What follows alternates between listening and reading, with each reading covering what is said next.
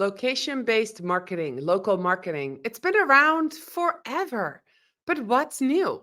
Today's guest on Strategy Talks is somebody who's been around in social media for a long time. She wrote the book, The Art and Science of Social Media with Guy Kawasaki, and she's here to talk about her new book and to talk about local location-based marketing.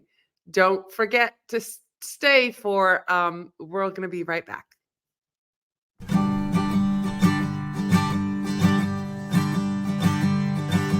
Let's strategize together. Let's hear it from an expert.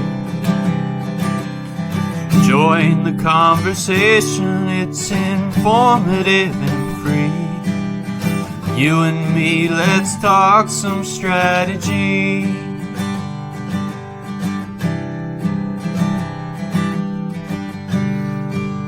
Here's your host, Morin-van.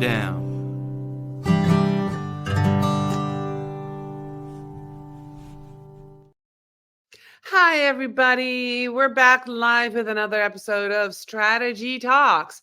I'm a little rusty today, but here I've got some coffee. I'm going to get started right. So for those of you who are here live, I want to welcome you and thank you for tuning in. For those of you who watch Strategy Talks on the replay, we always invite you to go into the comments, ask questions.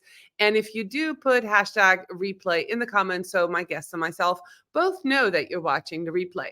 Last but not least, those of you who listen to Strategy Talks as a podcast, we absolutely 100% appreciate you. And we want to know that we try our best to provide you with the same value our live show viewers get. So without much further ado, I want to welcome up onto the stage my friend, Peg Fitzpatrick. Hi, Peg. How are you today? Good morning. Man, it was early today. It is early.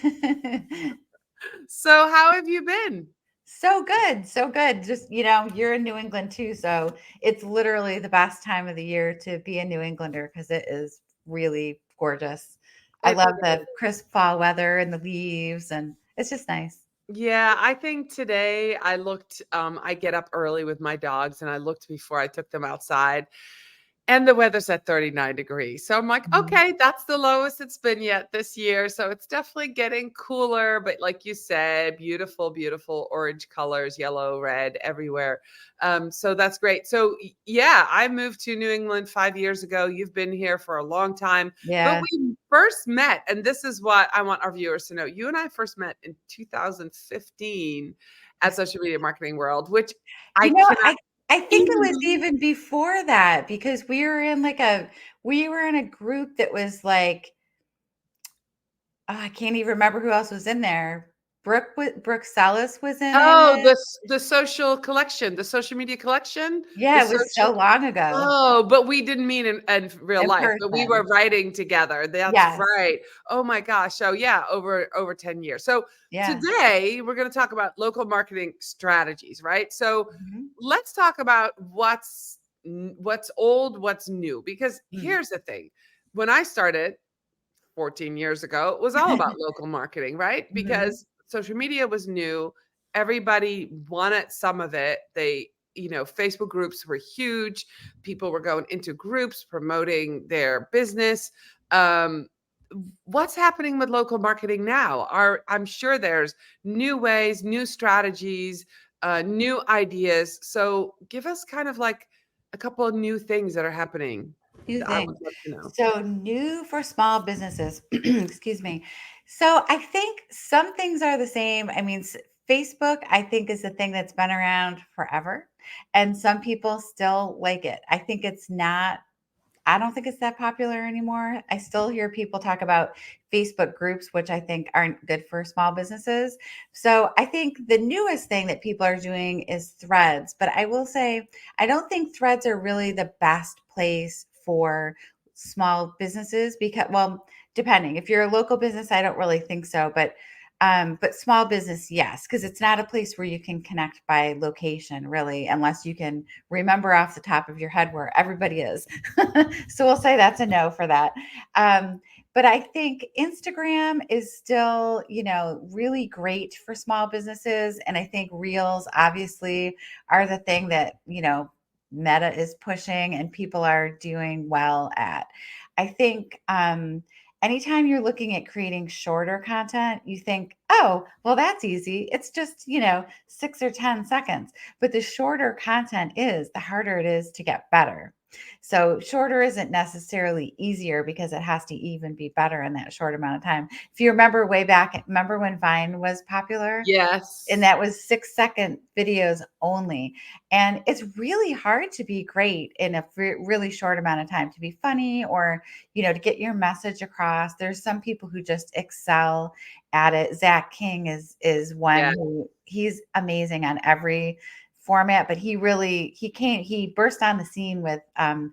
Vine creating these amazing video illusions. Have you ever he spoke at Social Media Marketing World, and Yeah, no, I was trying to get in that session that time, and I don't know if I've ever heard him speak, but I followed him ever since he's because amazing. he's He's amazing. amazing at And he video shared editing. like secret stuff on how he does stuff. He's like, don't take photos. I'm going to show you guys some secret stuff right now. And he did. Like, he's the ability to evolve, to do different things. I saw recently he did this cool thing where he was doing a presentation at a school talking about the video and things. And he was up on the screen talking, and they were like projecting it. And then he popped out from the screen live. Wow. He's amazing. I like the things that he does. Like, he's so good with visual illusions. So he's just one guy. I mean, look him up, Zach King. It's not like small business owners do not think you have to do that, because Zach is a 1 in 1 million, a 1 in 10 million. He's so good at what he does. So anyway, back to what's working. I think video still is really popular. Obviously, they kept telling us for years, video is going to be the most watched thing.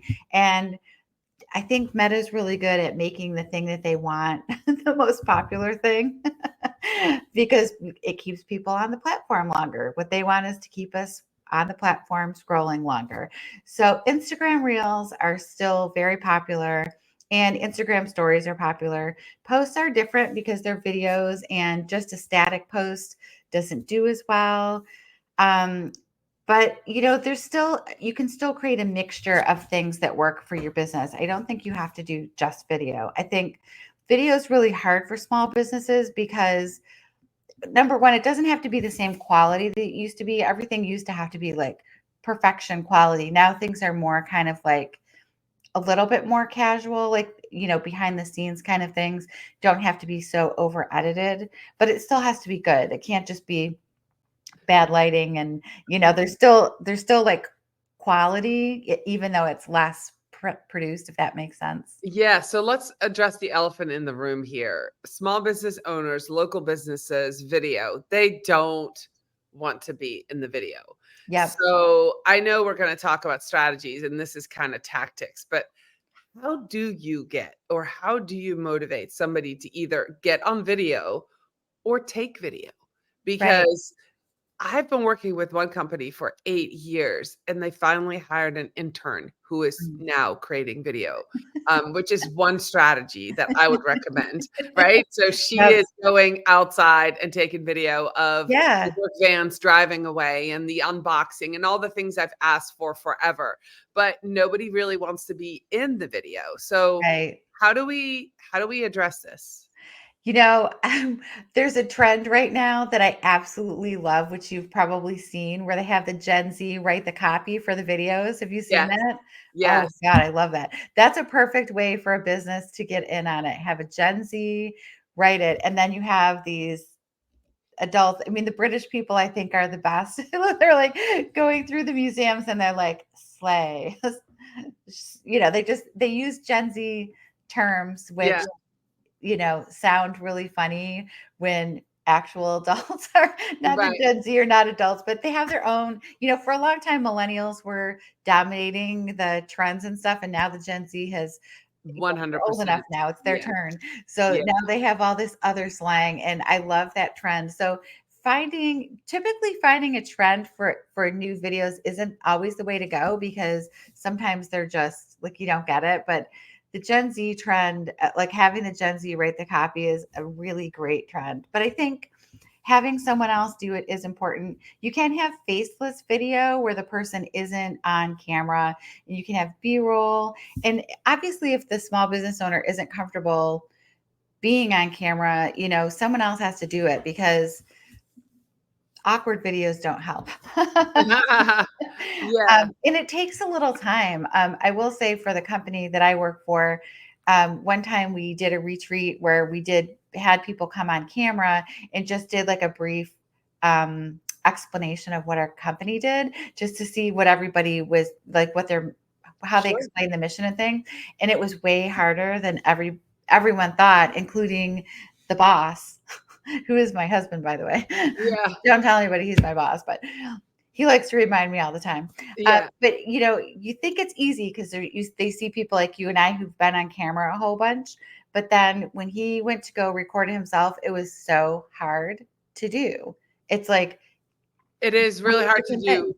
Yeah, I just came back from Inbound. It was an Inbound in September, and somebody quoted Mr. Beast, and I love this. And those of you who are starting with video or thinking about video, he said, make 100 videos. And Hmm. each time you make one, you post it, you evaluate it, you look at it, and you improve one thing, and then make the next video, and then Hmm. post it, get Hmm. feedback, improve one thing, make the third video. He said there's Love no it. way that after 100 videos, your videos aren't going to be awesome. So It's I true. I take that approach. I've been doing a lot of video this year of just me. I've been doing live video for like 6 years. I've been Hmm. doing interviews. I highlighted my guests. I did all of that. I made videos for my clients, but I didn't do videos that just showcase me for my personal brand. And so Hmm. I have now made close to 100 videos, and they're Good getting for you. better. Yeah, I'm it getting does. It gets like better. I I'm mean, get- yeah. the biggest thing, there's like three tips for, just being better on camera. Number one, make sure you're looking at the camera. Right now, I'm looking at the camera. Right now, I'm looking at you. Yeah. There's a big difference. And especially on phones, everybody is looking at themselves when they're recording. You can't see yourself when you're looking at the camera. That's So really, here's a tip for that. Get a little sticky note, yeah, take a hole in it and stick it on your camera so the camera comes right through. So you yep, know exactly where the focus point is and right. look at it. I do that on my webcam right here. I'll put a sticky note on there, especially if I Yep, record myself, so I can really make that eye contact. And yeah, I agree. That's the first tip. What yep. else do you have? Lighting. Even when you're just doing it anywhere, just make sure you are facing a light. Facing a window with sunlight coming in is amazing light. If you're like at hotels have this great filter light. They have like UV something in the windows. And when you film in a hotel, you get this really great filtered light. And it's like a filter, but it's just like gives you great photos. And then also sound is really important. So make sure that, I mean, right now I have a mic. You probably have a mic sitting in front of you.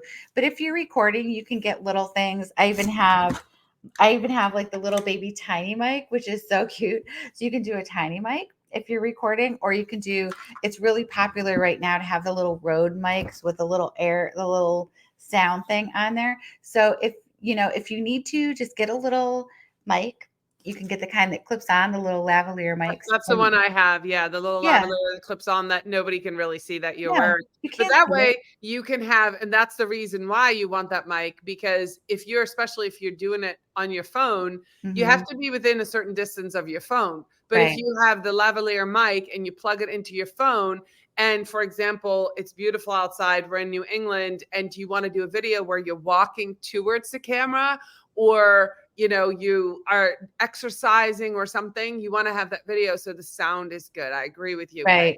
Really important. The Rode mic is wireless, and that one can go like pretty far, not outside huge amounts, but you could be like across the room, so you can do things.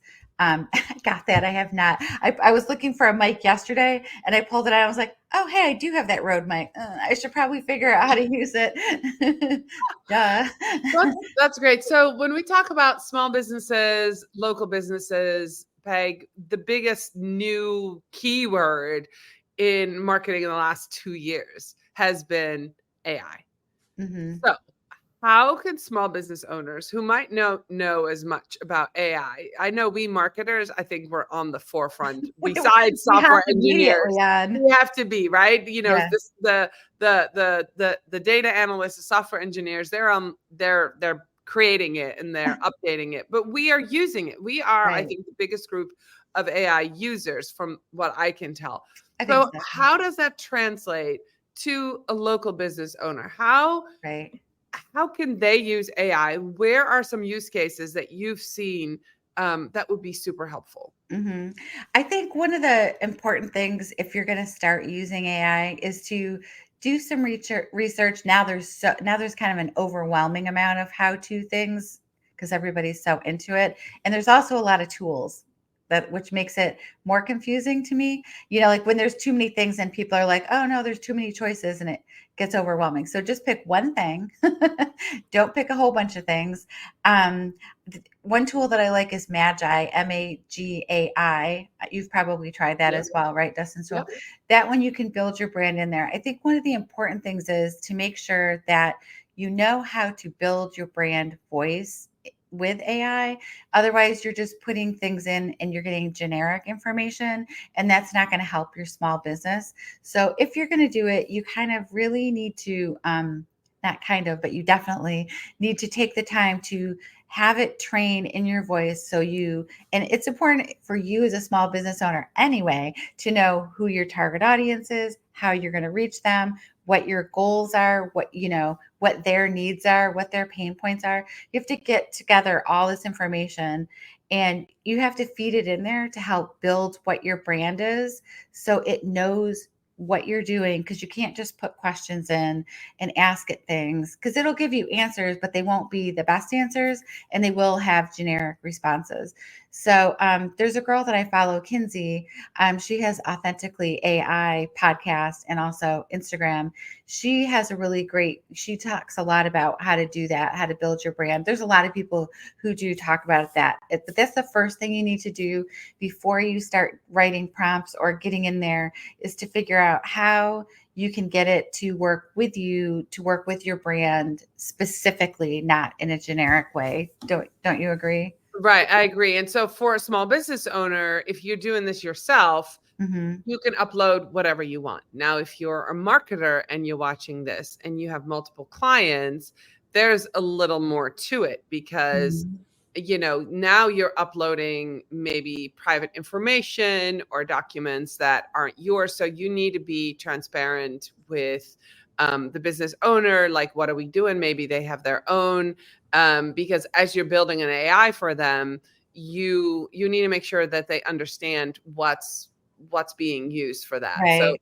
I think that they're definitely, as a marketer, having general questions that are about content that is already out there. For example, I use AI sometimes and say, hey, these are 8 approved posts or these are 20 approved posts by this one client, for this one brand. I need 4 posts in that same tone, voice, style about these topics, right? Mhm. So then you using information that's already out in the public. Those posts have already been posted to social. That's not. But when Right. you're uploading vision, mission, values, you know, uh, documents, buyer persona from a client, that needs to be a conversation with that client, Right. with that small. Yeah, I have really thought about, like, what if you have multiple people working on the same client? You would still get different stuff because it would be built in 2 different places. Now, they Right. do have teams in there now. They are working on that aspect of it so you can have multiple people, I believe, in chat. I haven't used it with And another I person. think that's why, and I think that's why it's important to, just like any other tool, that you set it up that the business owner owns it, and that you as a marketer could go in there, but then the Right, salesperson can go in there as well and use that same AI once everything is set up. So right. I think that's kind of the new way to do it. When Yeah. ChatGPT first came out, we were all just dabbling in it, right? We didn't Mhm. know. But yes, so the answer We that all you gave, dabbled. yeah. So the answer is yes, right? Use it. Mhm. What other things can AI take off our plate as small business owners or as local business owners? I think it's really helpful to run ideas by it, to just take like, this and to analyze data. It's really great. Like if you're comfortable putting things in, this is what I had for my marketing plan last year. This is, I didn't reach this goal and this goal. Like, what can I do so I can further that? And where were my holes in this plan? I love having it analyze like things that I've already done, like, or I Right. take blog content and like older blog content, and I analyze it and I say, where are the holes in this? Was my voice proper? Like, who was I reaching with this? I like it to, you can have it analyze your voice and to make sure that you're on brand. I find that really helpful. Like if you're reaching all your goals that for things that you've already done, like who would this reach? How can I make it better? The how can I make it better question, or how can I be more strategic, or I like Be- to ask questions like that to like help with the strategy pieces. It yeah. can build out everything for you. You just have to be able to ask it how to do things, right? Yeah, I love that. I love that. I want Mhm. to say hi. Karen is here, and then our friend Deb LaFlamme, she's Hello, here. Deb. Yeah, I know, another New Englander. Um, Deb and I have been talking about Vermont, so hopefully, I think she's coming up this weekend to Vermont. Oh, Yeah, amazing. so I love having guests on who I personally know. Yeah, that's always fun. So we have this connection, right? Mhm. So AI for local businesses, yes. For small businesses, yes. What other local marketing strategies, Peg? We've got a couple minutes left. Can Mhm. you recommend maybe something that's in your book that's coming out in November? Maybe talk about your book, and then, like, is there a sneak peek or something in there that you think would be great to share? I'm going to put the banner below That's where the long. landing page is for your book. It's Thank you. called, what's your book called? The Art of Small Business Social Media, a Blueprint for Marketing Success. Okay. And if you go to the link, I'll make sure for those who are listening that the link is in the show notes. Thank And you. what is the date that it's going to be published? November 19th. It's in pre-sale right now, so it's getting close finally. That's Um, very exciting. So I wrote the book for small business owners specifically, 100% only target audience for this book, because small businesses are the heart of our communities. We know that, like they're so important. And this book goes from the beginning and the end, how to do everything that you need to know. So if we were talking about like, you know, buyer personas and how to create a brand, if all those things are like, I don't even know what that means. This goes through step by step how to do everything, like how to start from the beginning and really build all that out. And then in the middle of the book, it's like the content strategy, like what kind of things are content, what can you build? It literally goes through every single step. And then the end is like the case study approach of like, and I talk about AI and even like how to use it, how to go through it. But the important thing is, even before you get to that and before you start creating content, if you're started from scratch, or if you've even started installed, which a lot of small businesses do because they just don't have time or money to hire someone, this takes you through everything, like all the steps on how to do it. I think one thing that we haven't talked about that I think is the most important thing out there, even more than AI, is, Wow. is Wow. Let's dish it. What is it? it's so old school. It's community. It's building community and connecting with people. I think that's more important now than ever, especially with AI and everybody trying to fast track everything. People are still looking for that connection and conversation with people. So Um, how do we do that? Because there was a big discussion just this week. A friend of ours got fired by a big brand as a community manager because they're shutting down both of their communities. And I've seen Is this several. someone I know? Yes. And then there's several other brands that I know that have shut down their Facebook communities and they are taking it offline, which I know 2 years ago, that not offline, but off the social media Yeah. platform. And somebody said, yeah, they took it from Facebook somewhere else. I haven't thought about it. And then what happens is that Right. when it's not in your feed, Out of sight, out of mind. out of sight, out of mind. And Yeah. unless you have super fans, they're not Mhm. going to follow you. You have to have super fans. So when you start out, you have people who are curious about your brand, Yep. right? They will join a community. You build these relationships with them, and you might get brand ambassadors out of them. But there is another step. A super fan is somebody who will follow you everywhere and know you provide value at all times. And Yep. so when you move that community, you know, I think poof, they're gone. And I'm baffled. I'm baffled how a Yeah. big brand who has two communities would close them down. And so let's talk about how a small business can have a community and where should they build it. Right. I think, I think part of it is Facebook groups, I think just don't work anymore. I think that's part of it. And the super fan theory, definitely read Pat Flynn's book, Superfan. Pat Flynn is, do you love Pat Flynn? Yes, I love Pat absolutely. Flynn so much. He wrote a book blurb for me and it's like happiness, because I love Pat Flynn. So if you guys aren't familiar with Pat Flynn, if you're the one person who hasn't heard of him, um, he has built an amazing community, an amazing brand, starting with a podcast, small passive income, and he's built all different sub things and he works so hard, but community and people are always at the heart of what he does. And I think if brands don't see the value of their community, I don't see how they're going to succeed. That's honestly the truth. I think things like their circle communities is what I see now. Yes. People create a community in circle, but it is a whole separate platform. So you really do have to remember, oh yeah, I need to go check this out. And it is harder than It's not having. as convenient. I would rather have a community on, say, WhatsApp.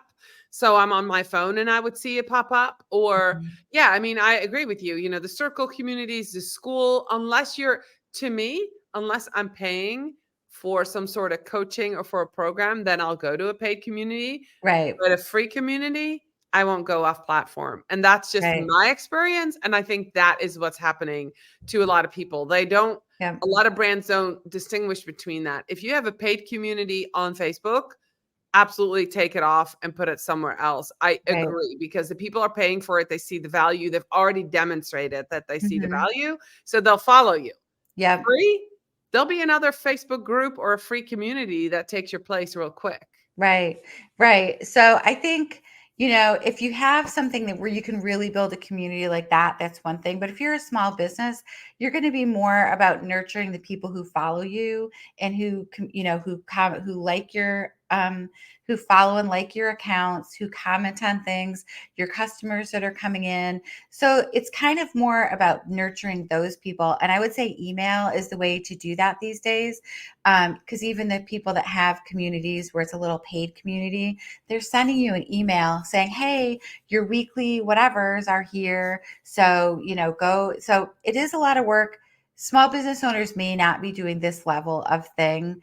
But I think for small business owners, just making sure you're responding to all your comments, you're, talking to people through DM, create automation in a smart way where you can connect with people.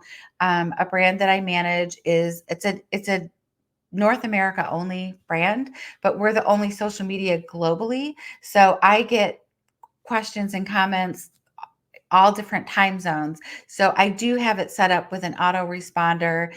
So they don't get nothing. So they get, responder saying, this isn't normal business hours for us. Here's the email where you can contact us to send us an email. We'll get back to you during these time zones. Because even if you think you're not open for business at that time, people don't care. They have their question whenever they have it and they want to send it to you. So I think finding ways to nurture your community, and email is a great way to do it because then you don't have as many algorithms. I think it's still hard to get 100% in people's email. There's still filters and things, but Absolutely. I think getting people's email is really important. We didn't really talk about it, and it's not necessarily social media, but I think having that great connection with people where you can contact them and send them things, because everybody has their email. Everyone has an email account. I don't think there's anybody these days that Right. has no email. And then Right. when you get that email, you're in their hand, you're in their pocket, they will see your things. So I think it's more of a holistic everything kind of approach with like, hopefully you have a good website set up. Hopefully you have your profile set up for local businesses where your location is. It's always surprising for me when you go to a local business and they don't have their location written in there. Like I'm a local, yoga studio in Stowe, Vermont. Like see hours and things on my website. Like people still want the basics from you. So don't forget, you know, when people go there, they need to be able to find out who you are and have a link that goes to, your website, your about page. I don't think a link tree is necessarily the best thing, like the kind of link, you still want people to go to your website and go to your Right. about page and Yeah. get that traffic for yourself, but then also build up an email list where you can send things to people, whether it's, sales and specials, because people still like coupons. I like coupons. I all the time tell myself, I don't want any email. And then I get an email with a brand I like for a And a sale. And then coupon. I totally go and buy something. I do it all the time. Do you do Right. that? Yeah, I do. Actually, one of the biggest tips I can give you is that, Here comes and this is kind everybody. of the bigger brands, they do coupons through text. So Yeah. anytime and this is a marketer tip, if you're not a marketer and you're listening to this, but you're a consumer, we're all consumers. When Hmm. you want to buy something from a big brand, say it's a clothing brand, sign up for their text messaging and wait 24 hours to buy. Put something in the mailbag, in the bag, like as you're going to buy the pants. Don't buy them. You will be retargeted. You will get coupons. You will get 30, 40% off, Yeah. especially through text. So Hmm. that's as a marketer, that's what I've learned. I'm a much smarter consumer. We are at time, but we have a question. So I want to Okay. see, Peg, if you wanted to answer this question. I'm going to read it. It's from Greg. He said, quick question. I've built an AI powered conversational phone support and sales platform for small businesses. How do you reach small businesses and get them to trust that AI can really help them answer more calls, respond to more leads, and truly satisfy their customer? I think they believe AI is bad for their business, that customers only want humans, but truth is, most small businesses don't pick up, and that's more frustrating for a customer. And I'm going to preface it by saying, I have a local company right here in Rutland, Vermont, that has a sign outside that says, "We answer the phone." How cool So is that? customer service is dead in the way that we used to know it. It's totally true. And that is frustrating for a customer. And I hate when you have to call places and be put on hold and like all that kind of stuff. So I think, Greg, the best thing that I think you can do is to build your social media out to show small businesses how this works because it sounds very, very useful. And the big brands are using this. When you go to their websites, you can go on there and you get a lot of help. Companies like Warby Parker, you go on, you can type in, "Hi, I have a question about blah blah blah," and it builds all the questions out, sends you to the things that you want. So I think people are getting a lot more used to this idea of going and talking to a bot.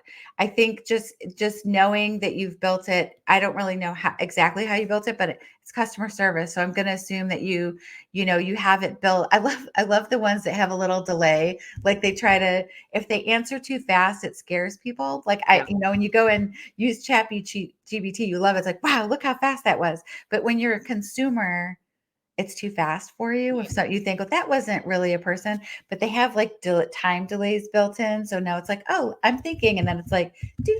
They try to make it like it's typing and stuff. I think that helps people feel good about it. Like if we feel more comfortable with it. So I think to reach small business owners, you have to build social media out that is going to show people how this works. Tell people I made this just for small business owners. This is what it does. Big brands use it all the time. You can I think small business owners, small businesses can be so smart and taking the ideas from big brands. It's always been a way that we've done it, right? They do this, and then we could do something similar, not as high budget. But I think showing people how it works is the way to go. And then maybe reaching out to some people who also are small, who work in the small business space. There's a lot of small business podcasts because I'm on a podcast tour right now. Hi, podcast tour. Reach out and see if you can get on small business podcasts to talk about AI. You're not going to do a pitch the whole time. You're going to explain how AI can help small business owners. And then you have this app that's in there. So I think you're just going to have to work on getting that message out. I definitely would focus on LinkedIn as well, because I think that's a great place to reach. If you're a founder, an entrepreneur, I think you have to be there. And also LinkedIn groups I would join, even though we haven't talked about LinkedIn groups, but this is different because you're a founder. I think you can reach small businesses there. And I would also start, get some people using it. So give some free versions to small businesses and use them as case studies to show what they've done, and then write up case studies. Those are very successful when you get a review and somebody's saying, I love how this works. And also they can help you work the bugs out.